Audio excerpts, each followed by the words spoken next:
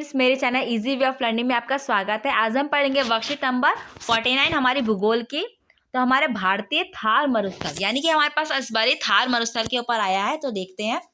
भारतीय थार मरुस्थल राजस्थान राज्य के अरावली पर्वत के पश्चिम में स्थित गर्म उष्ण मरुस्थल है। ये बालू के टीपों से ढका हुआ एक तरंगित मैदान है। थार मरुस्थल वार्षिक वर्षा 150 मिलीमीटर से भी कम होते हैं। यहाँ इस कारण से यहाँ का शुष्क जलवायु एवं नाम मात्र की प्राकृतिक वनस्पति पाई जाती है। इन्हीं विशेषताओं के कारण इन्हें मरुस्थली के नाम से जाना जाता है। ये विश्व का सर्वाधिक जनसंख्या घनत्व वाला मरुस्थल है। यानी कि हमारा जो भारत है उसमें जो राजस्थान राज्य है वहां पर थार मरुस्थल है। यहाँ पे बालू के टीप है, यानी कि बालू ही बालू चारों तरफ, और यहाँ पर बहुत ही कम बारिश होती है। यहाँ की शुष्क जलवायु यानी कि बहुत ही ज्यादा गर्मी पड़ती है और यहाँ पे बहुत ही कम वनस्पति मौजूद है, इसलिए इन्हें मरुस्थली भी कहा जाता है, जहाँ पे कुछ भी नहीं है। लेकिन यहाँ पर सबसे ज्यादा घनत्व वाला मरुस्थल यानी कि यहाँ पे बहुत ज्यादा लोग रहते हैं। ऐसा माना जाता है कि मेसोजोइक कल्प में ये क्षेत्र समुद्र के अंदर स्थित था।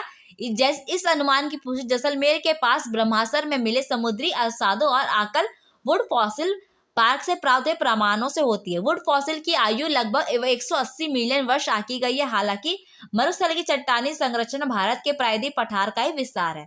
यानी ये हमारे थोड़ा सा हिस्ट्री दे रहा है कि हमारे इतिहास में क्या चीज था। जो मेसोजोइक कल्प था, टाइम का जो टाइम था, उस टाइम पे ये जो हमारा जो थार मरुस्थल था वो समुद्र के नीचे स्थित था। इसकी पुष्टि कैसे की गई है? जो जैसलमेर के पास एक ब्रह्मासर नाम का समुद्री अवसाद पाए गए हैं और वहां पर वुड फॉसिल्स यानी कि लकड़ी के कुछ टुकड़ों का उसका कार्बन की मात्रा देखी गई कि वो कितना पुराना है। इस हिसाब से बताया गया कि ये 180 मिलियन वर्ष पुराना है। लेकिन जो इसकी मरुस्थल की जो चट्टानी संरचना है वो भारत के प्रायद्वीप पठार का ही विस्तार है। यानी कि जो पठार है, चारों तरफ पठार फैले हुए हैं। फिर भी यहाँ पर क्या है, शुष्क परिस्थितियां, वायु की क्रिया एवं भौतिक अपर्दन के कारण इसकी धरातल विशेषता पठार प्रायद्वीप पठार से भिन्न है। यानी कि जो इसका पठार है वो थोड़ा थोड़ा डिफरेंट है, थोड़ा अलग है। मशरूम रॉक, बालू का टिब्बे, बरकान, ज्यूगेन आदि इसकी प्रमुख मरुस्थली भू आकृति है। इसकी कुछ भू आकृति है कौन कौन सी? मशरूम रॉक, बालू का टिप्पे और बरकान और ज्यूगेन। बरकान अर्धचंद्राकार बालू का टीला है। इसका बहुत ही बड़े एरिया में क्या है, इसका विस्तार है। लेकिन लंबवत टीले भारत पाकिस्तान सीमा के समीप प्रमुखता से पाए जाते हैं। जैसे कि जैसलमेर जाए कि बरकान के समूह देख पाएंगे। अगर हम कभी जैसलमेर जाएंगे तो वहां पे बरकान के समूह हम आसानी से देख सकते हैं, जो कि भारत और पाकिस्तान की सीमा में मौजूद है। ढाल के आधार पर थार मरुस्थल को दो भागों में बांटा गया है। यानी इसकी जो ढाल है उसके अकॉर्डिंग दो भागों में बांटा गया है। पहला भाग है उत्तरी भाग, जिसका ढाल पाकिस्तान से सिंध प्रांत की ओर है, और दूसरा दक्षिण भाग है जिसका ढाल कच्छ की रौन की ओर जाता है। इसमें अधिकांश नदियां जो है निम्न वर्षा अत्यधिक ताप द्वारा वाष्पीकृत हो जाती है। किसी हिम नदी उद्गम के अभाव में वर्षावाही हो जाती है। यहाँ पर क्या है, पानी की कमी होती है, जिसके कारण यहाँ पे नदियां जो है वो तभी चलती है जब यहाँ पर बारिश होती है।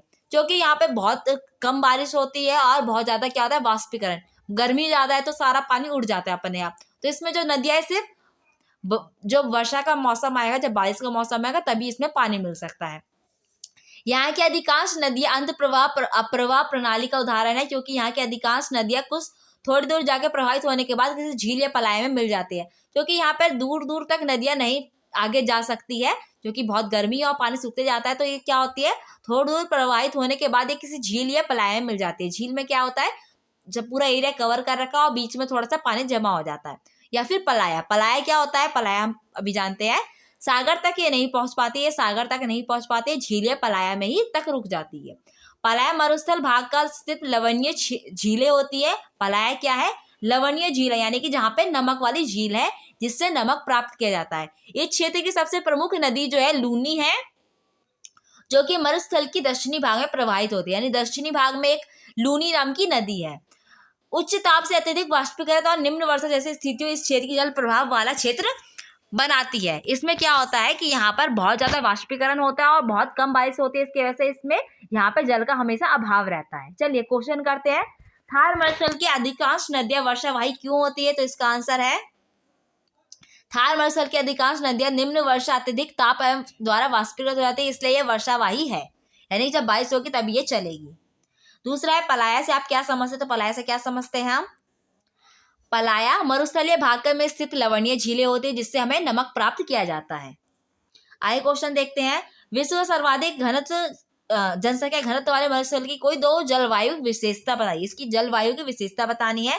तो जलवायु विशेषता है बहुत कम वर्षा होती है, शुष्क जलवायु है, वह नाम मात्र की प्राकृतिक वनस्पति पाई जाती है।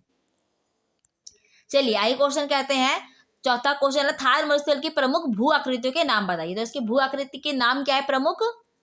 मशरूम रॉक, बालू का डिब्बे, बरकान, जुगेन प्रमुख इसकी भू आकृतियां हैं।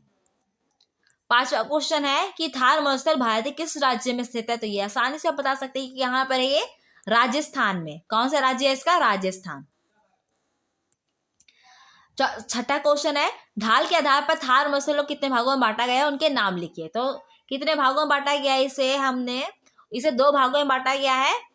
पहला भाग उत्तरी भाग जो पाकिस्तान के सिंध प्रांत की ओर है और दक्षिणी भाग जो कि जिसके ढाल कच्छ की रन की ओर है। ठीक है फ्रेंड्स, यहाँ पे हमारा वीडियो कंप्लीट होता है। आई होप आपको वीडियो पसंद आया, उसे लाइक कीजिए, कमेंट कीजिए, शेयर कीजिए। अभी वीडियोस देखने के लिए प्लीज मेरे चैनल को सब्सक्राइब कीजिए। Thank you.